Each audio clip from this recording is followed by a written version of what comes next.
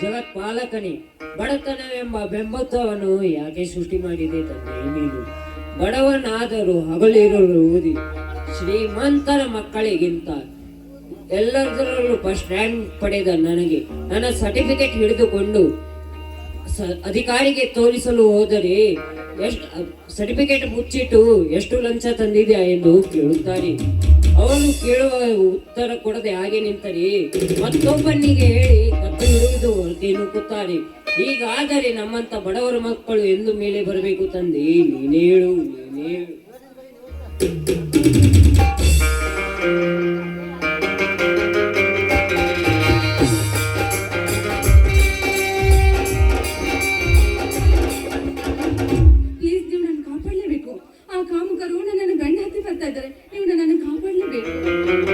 ಯಾರಮ್ಮ ನೀನು? ಅವರು ಯಾರು ನಿನ್ನನ್ನು ಬೆನ್ನಟ್ಟಿ ಬರುತ್ತಿರುವರು? ನೋಡೋಣ, ನಾನು ಬೆಂಗಳೂರಿನವರು. ಪಕ್ಕದ ಊರಿನಲ್ಲಿ ನನ್ನ ತಾಯಿ ತಂಗಿ ಇದ್ದಾರೆ. ಅವ್ರನ್ನ ನೋಡ ಹೋಗ್ಬೇಕಂತ ನಾನು ಬಂದ್ರೆ ಬಸ್ ಇಳಿದು ಆಟೋ ಹತ್ಬೇಕನ್ನಷ್ಟರಲ್ಲಿ ಆ ಕಾಮಕರು ಬೆನ್ನ ಹತ್ತಿ ನನ್ನನ್ನು ಕೆಡಿಸಲು ಪ್ರಯತ್ನ ಪಡ್ತಾ ಇದ್ದಾರೆ. ಅವರಿಂದ ನೀನು ನನ್ನ ಕಾಪಾಡಲೇಬೇಕು.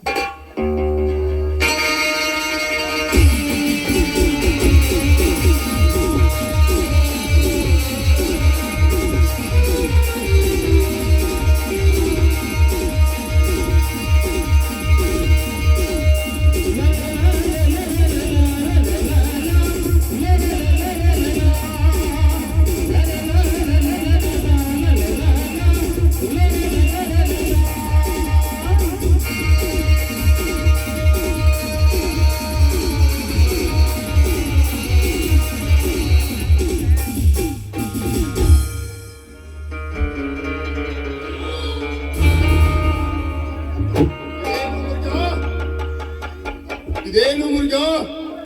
ಯಾವುದೋ ಗೂಡನ್ನು ಬಿಟ್ಟು ಹಾರಿ ಬಂದ ಹಕ್ಕಿ ಬೇರೆ ಗೂಡಲ್ಲಿ ಕುಳಿತುಕೊಳ್ಳಲು ಮೊರೆ ಹೋಗುತ್ತಿದೆಯಲ್ಲ? ಇದು ಈ ಗುಡಿದಲ್ರಿ ಹಕ್ಕಿ ಬೇರೆ ಗುಡಿಯಲ್ಲಿ ಹಾರಿ ಬಂದೈತಿ. ನೀವು ಆದ್ರೆ ಭೇಟಿನ ನೋಡ್ರಿ, ನೀವು ಈ ಊರಿಗೆ ದೊಡ್ಡವರು. ಈ ಊರಲ್ಲಿ ಏನೇ ತಪ್ಪು ಕಾರ್ಯ ನಡೆದ್ರು ಅದಕ್ಕೆ ನ್ಯಾಯ ನೀಡುವರು ನೀವೇ. ನೀವೇ ಈ ರೀತಿ ಮಾಡೋದು ತಪ್ಪಲ್ಲವೇ? ತಪ್ಪು. ಯಾವುದು ತಪ್ಪು ಯಾವುದು ಸರಿ ಅನ್ನೋದು ನನಗೆ ಚೆನ್ನಾಗಿ ಗೊತ್ತು. ಸುಮ್ಮನೆ ಹೊರಟು ಹೋಗು. ಸಾಧ್ಯವಿಲ್ಲ ಗೌಡ್ರಿ. ಒಂದು ಹೆಣ್ಣು ತನ್ನ ಮಾನ ಮರ್ಯಾದೆ ಕಾಪಾಡುವುದಕ್ಕೋಸ್ಕರ ನನ್ನ ಹತ್ತಿರ ಬಂದು ಅಂಗಲಾಚಿ ಬೇಡಿಕೊಂಡಿದ್ದಾಳೆ ಎಂದರೆ ಏಳನ್ನು ಮಾತ್ರ ನಿಮಗೆ ಒಪ್ಪಿಸಿ ಹೋಗಲಾರೆ.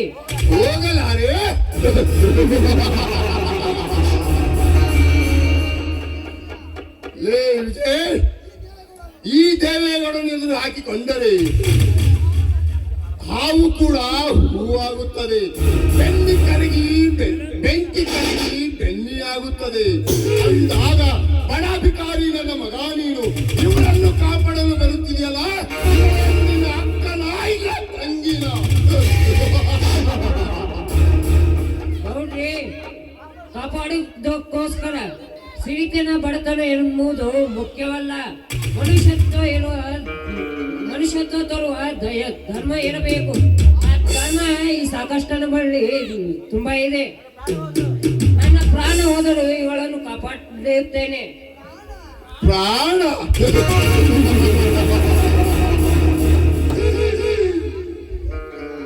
ವಿಜಯ್, ತಾಯಿ ಗಾಳಿ ಇಲ್ಲದೆ ಎಲೆ ಕೂಡ ಅಲ್ಲಾಡದು.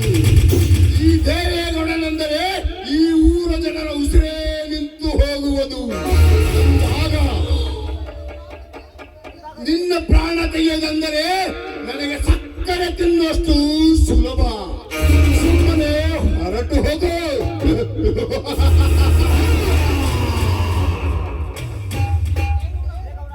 ಹೇ ಗೌಡ, ಇವನಿಗೆ ದಿಕ್ಕಿಲ್ಲ ಎಂದು ಯಾರು ಹೇಳಿದರು? ಮುಂದೆ ಈ ಅವಳೇ ಈ ವಿಜಯನ ತಂಗಿಯ ಮಾನ ಕಾಪಾಡೋದಕ್ಕೋಸ್ಕರ ನಿಮ್ಮಂತ ದುಷ್ಟರ ಕೈಯಲ್ಲಿ ನನ್ನ ಪ್ರಾಣ ಹತ್ಯೆಯಾದಳು ಚಿಂತೆ ಇಲ್ಲ. ಇವಳನ್ನು ಮಾತ್ರ ನಿನ್ನ ಕೈಗೆ ಕೊಟ್ಟು ಹೋಗಲಾರೆ. ತೂ ತೂ ತೂ ತೂ ತೂ ಏ ತಮ್ಮ, ನಿನ್ನ ಒಂದ್ ಸ್ವಲ್ಪ ಬುದ್ಧಿ ಐತನ? ಈ ಹುಡುಗಿ ಸಂಬಂಧ ಊರ್ಗೌಡ್ರನ್ನ ಯಾಕೆ ಎದುರು ಹಾಕೋತಿ? ನಿನಗೆ ಯಾವಾರ ರೊಕ್ಕ ಬೇಕಾದ್ರೆ ಕೇಳ, ನಮ್ ಗೌಡ್ರ ಬೇಕಾದಷ್ಟು ಕೊಡ್ತಾರ. ಆದ್ರೆ ಈ ಹುಡುಗಿನ ನಮ್ ಗೌಡ್ರ ಕಡೆ ಕುಚು ಮಾಡಕ್ ಬಿಡು. ಅಪ್ಪ ಗೌಡ್ರ, ಮುರುಘ, ಇದು ಬಾಯಿಂದ ಬಾಗುವ ವಸ್ತು ಅಲ್ಲ.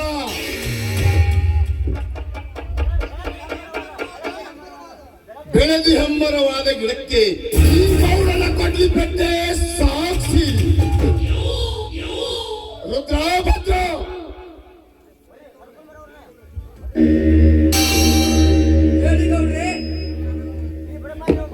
ಈ ಬಡಪಾಯಿಯನ್ನು ಬಂದೋಬಸ್ತಾಗಿ ಕಟ್ಟಿಕೊಂಡು ನಮ್ಮ ಕಾರಿನ ಡಿಕ್ಕಿಯೊಳಗೆ ಹಾಕಿಕೊಂಡು 50 ಕಿಲೋಮೀಟರ್ ದೂರದಲ್ಲಿರುವ ನಂದಿ ಬೆಟ್ಟದಲ್ಲಿ ಬಿಸಾಕಿ ಬನ್ನಿ. ಈ ಜೀವಂತ ದೇಹವನ್ನು ಹದ್ದು ನಾಯಿಗಳು ತಿಂದು ಸಾಕಲೇ. ಆಯ್ತು ಗೌಡ್ರೆ. ಏ ಮಗನ, ಈ ನಮ್ ಗೌಡ್ರನಿಗೆ ಎದುರು ಹಾಕ್ತೀಯ ಮಗನೇ? ಏ ಕೈ ಬಿಡು.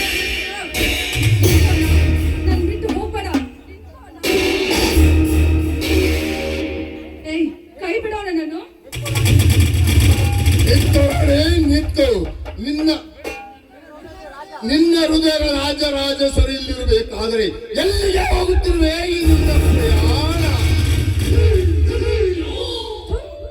ನೀನೊಬ್ಬ ಈ ಊರಿಗೆ ದೊಡ್ಡ ಗೌಡನಾಗಿ ಇಂತ ಹೇಸಿ ಕೆಲಸ ಮಾಡ್ತಾ ಇದ್ದೆಲ್ಲ ಸರಿ ಅನಿಸ್ತಾ ಇದೆಯಾ ನಿನ್ಗೆ? ಇದು ಮಾತಾಡು ಚಿನ್ನ, ಮಾತಾಡು. ಇದೇ ತರ ಬಾಯಿಗೆ ಬಂದಂತೆ ಮಾತಾಡುತ್ತಿದ್ದರು. ಕೆಟ್ಟ ಕೆಟ್ಟ ಶಬ್ದಗಳು ಹೇಗೆ ಬರುತ್ತವೆ ಹಾಗೆ ಮಾತನಾಡು. ಯಾಕೆಂದರೆ ಅದಕ್ಕಿಂತ ಮುಂಚಾಗಿ ನನ್ನ ಕಾಮಕ್ಕೆ ಬಲಿಯಾದ ಸಾಕಷ್ಟು ಹೆಣ್ಣುಗಳು ಇದೇ ತರ ಮಾತನಾಡುತ್ತಿದ್ದರು. ಆ ನಂತರ ದುಡ್ಡಿನ ಆಶೆದಿಂದ ಕಟ್ಟ ಹಣವನ್ನೇ ತೆಗೆದುಕೊಂಡು ಹಣದ ಸುಮ್ಮತಿಯಲ್ಲಿ ಜೀವನ ಸಾಗುತ್ತಿದ್ದರು ಈ ನಿನ್ನ ಸಮಾಜದ ಹೆಣ್ಣು.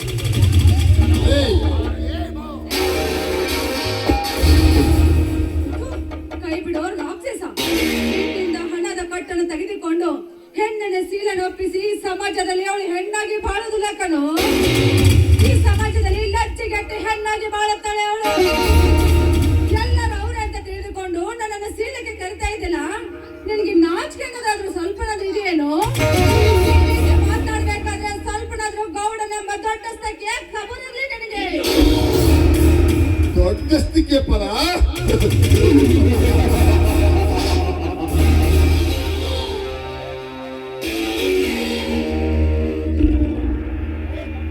ಲೇ ಜಂಬದ ಹೆಣ್ಣೆ, ಹಿಂದೆ ಹಿರಿಯರು ಮಾತಾಡಿದ ಗಾದೆ ಗೊತ್ತಾ?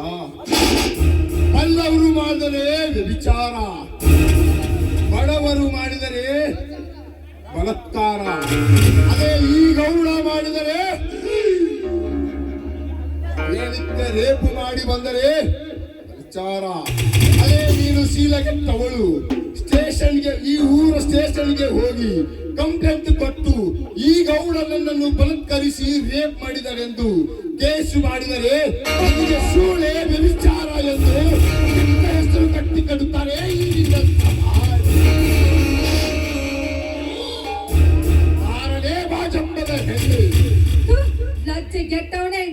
ನಾಲ್ಕು ಒಳ್ಳೆದಾದ್ರೆ ನಾಡೆಲ್ಲ ಒಳ್ಳೇದಂತ ಹೇಳುತ್ತಾರೆ. ಏನಂದ್ರೆ ಈ ಊರಲ್ಲಿರುವ ಹೆಣ್ಣು ಮಕ್ಕಳೆಲ್ಲ ನನ್ನ ತನ್ನಲ್ಲಿದ್ದಾರೆ ಅಂತ ಹೇಳ್ತಾ ಇದ್ದೇನೆ. ಈ ಊರಲ್ಲಿರುವ ಹೆಣ್ಣು ಮಕ್ಕಳು ನನ್ನ ಹತ್ತು ಬಸ್ತಲ್ಲಿದ್ದಾರೆ. ನಿನ್ನಿಂದ ಮಾನ ಕಳೆದುಕೊಂಡ ಹೆಣ್ಣು ಮಕ್ಕಳು ಒಂದಲ್ಲ ಒಂದು ದಿವಸ ಕಾಲಲ್ಲಿರುವ ಚಪ್ಪಲಿಕ ತೆಗೆದುಕೊಂಡ್ಬಂದು ನಿನ್ನ ಎದೆಗೆ ಒದ್ದು ಎತ್ತು ನಿಲ್ಲುತ್ತಾರೆ. ಎಚ್ಚರ. ಏನೆಂದರೆ ಹುಚ್ಚು ಹೆಣ್ಣು, ದುಡ್ಡು ಇದ್ದವನೇ ದೊಡ್ಡಪ್ಪನೆಂದು ಈ ನಿನ್ನ ಸಮಾಜದಲ್ಲಿ ಕಂಡವರ ಹತ್ರ ಹಾಸಿಗೆ ಹಾಸಿಕೊಂಡು ನನ್ನ ಹೆಸರಿಗೆ ಬಲುತ್ತಿರುತ್ತೀವಿ ಆ ಎಣ್ಣೆ ಬಾರಲೇ ಬಾರ.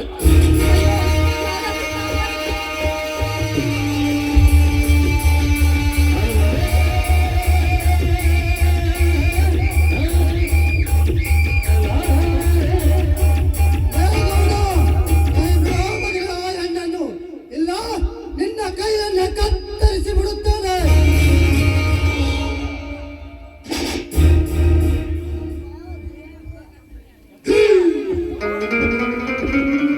ಯಪ್ಪ ದೇವದಗೌಡ್ರ ಅಲ್ಲ ದೇವೇದಗೌಡ್ರ ನಾನೇನ್ ಬರ್ತೀನಿ ಅಲ್ಲೇ ಮನೆ ಭೇಟಿ ಆಗೋಣಂತ ನೀವು ಬದುಕಿದ್ರ ಓಕೆನಾ?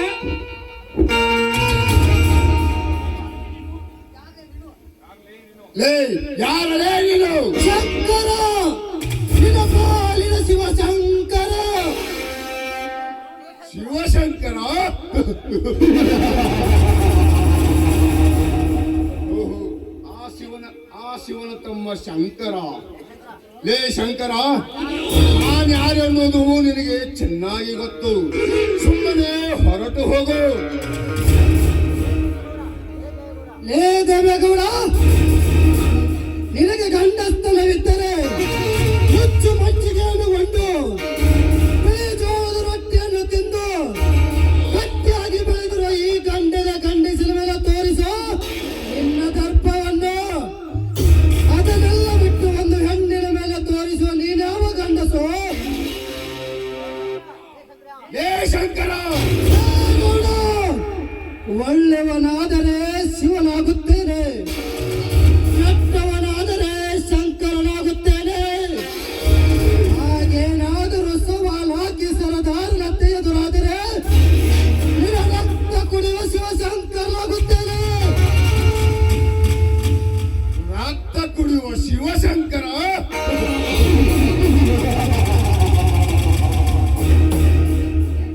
ಲೇ ಶಂಕರ, ತುತ್ತು ಕೂಲಿಗೆ ಗತಿ ಇಲ್ಲದೆ ಎಲ್ಲರ ಹತ್ರ ಕೂಲಿ ಮಾಡಿ ತಿಂದು ತಿರುಗಾಡುತ್ತಿರುವ ನಿನಗೆ ಇಷ್ಟು ಕೊಬ್ಬು ಇರಬೇಕಾದರೆ ದುಡ್ಡಿನ ಮೇಲೆ ದರ್ಬಾರ ಮಾಡುವ ಈ ದೇವೇಗೌಡನ ಮೇಲೆ ದರ್ಬಾರ ತೋರಿಸಲು ಬರ್ತಿರುವಲ್ಲ, ನಿನ್ನನ್ನು ಕಚ್ಚಿ ಹಾಕು ಬಿಡುವ ಮಗನೇ. ಸುಮ್ಮನೆ ಹೊರಟು ಹೋಗು. ಏ ಗೌಡ, ಕಣ್ಣು ತೋರಿಸಿದರೆ ಈ ಶಂಕರನ ಗಂಡದ ಗಡಗಡ ನಡುಗುತ್ತೆಂದು ತಿಳಿದುಕೊಂಡಿರುವ ಆ ಕತ್ತೆ ಮರಳಲ್ಲಿ ತಲೆ ಇಟ್ಟು ಈ ಶಂಕರ ವಣಿಕೆ ಪೆಟ್ಟು ಹಾಕೋದುಂಟೆ. ನೋಡು ಗೌಡ, ನಿನ್ನ ಗಣ್ಣಿನ ಗರ್ಜೆ ಕೇಳೋಕ್ಕಿಂತ ಮುಂಚೆ ಈ ಪರಶುರಾಮನಿಂದ ಒಂದೇ ಒಂದು ಕಚ್ಚು ನಿನ್ನ ರುಂಡಕ್ಕೆ ಇಟ್ಟರೆ ಆ ನಿನ್ನ ರುಂಡ ಕೈಚಿ ಬೀಳುವುದು ಈ ಶಂಕರನ ಪಾದದ ಮುಂದೆ. ಆದನ ಮುಂದೆ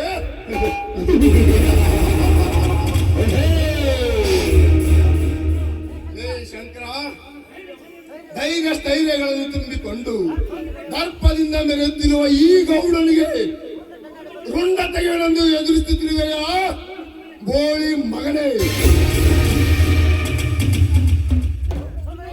ಸುಮ್ಮನೆ ಇಲ್ಲಿಂದ ಹೊರಟು ಹೋಗು. ಇಲ್ಲ, ಸುಮ್ಮನೆ ಈ ಬಾಳೆಯನ್ನು ಇಲ್ಲೇ ಬಿಟ್ಟು ಹೊರಟು ಹೋಗು.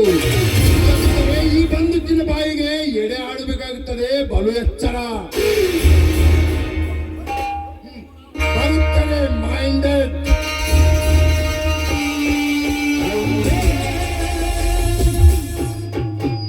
ಹೋಗು ಗೌಡ, ಹೋಗು.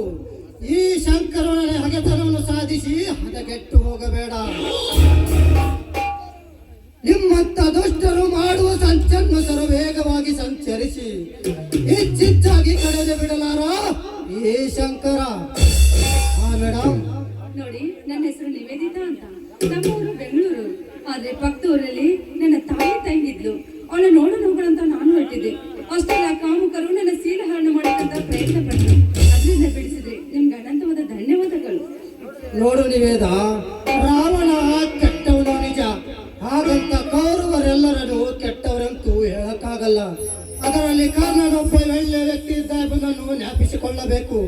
ನೀನು ಯಾವುದಕ್ಕೂ ಭಯ ಪಡಬೇಡ. ಬನ್ನಿ, ನಿಮಗೆ ಯಾವುದಾದ್ರು ಒಂದು ಆಟೋ ಮಾಡಿ ನಿಮ್ಮ ಅಂಟಿ ಮನೆಗೆ ಕಳಿಸಿ ಬರುತ್ತೇನೆ. ಹಾ, ಸ್ವಲ್ಪ ನೆನ್ಕೊಳ್ಳಿ ಶಂಕರ್. ಯಾಕೆ ನಿವೇದ? ನೋಡಿ, ಇಂದು ನೀವು ಶೌರ್ಯ ಧೈರ್ಯದಿಂದ ಮಾತನ್ನು ಕೇಳಿ ನನ್ನ ಮನಸ್ಸಿಗೆ ತುಂಬಾ ಇಳಿಸಿ ಬಿಟ್ಟಿದ್ದೀರಾ. ನಿಮ್ಮನ್ನು ನಾನು ಮನಸಾರ ಪ್ರೀತಿ ಮಾಡ್ತಿದ್ದೇನೆ. I love you Shankar, I love you.